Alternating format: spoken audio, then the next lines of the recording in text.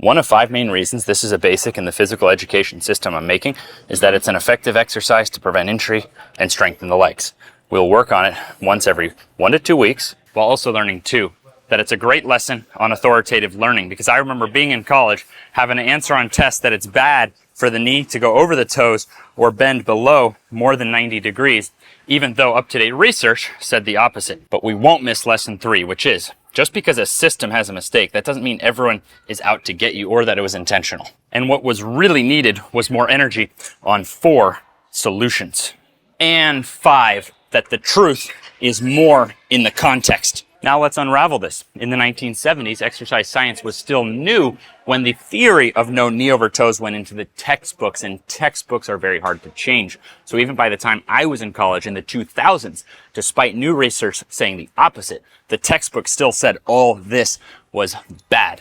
I wrote my year-end research paper on that mistake, and I then obsessed on solutions inspired by Charles Poliquin, an Olympic trainer who helped athletes win over 200 medals. Understanding and applying the very things college told me to avoid, slowly but surely took me from terrible to amazing knees. So I decided to be the knees over toes guy to help educate on this. 2 main things I think everyone should at least be aware of. 1, that a deep split squat is a gradient scale from assisted and elevated to lower and unassisted and even loaded depending on your goals. And 2, that heel elevation and counterbalance often get people winning with deep squats from the very first session.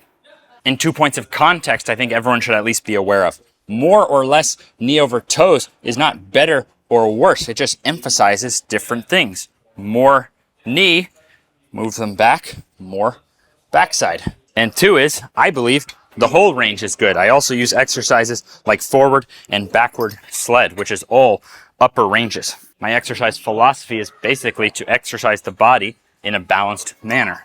Sled suits my purposes because it also provides amazing cardio and amazing lower leg benefits while being incredibly safe for all clients I've trained because the load isn't bearing down on you.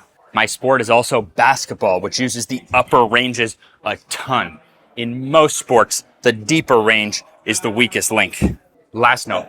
In spite of textbooks, some professors have reached out and told me they notate their courses. So when they hit this subject, they update their students with the up-to-date research, such as, provided that technique is learned accurately under expert supervision and with progressive training loads, the deep squat presents an effective training exercise for protection against injuries and strengthening of the lower extremity. Contrary to commonly voiced concern, deep squats do not contribute increased risk of injury to passive tissues.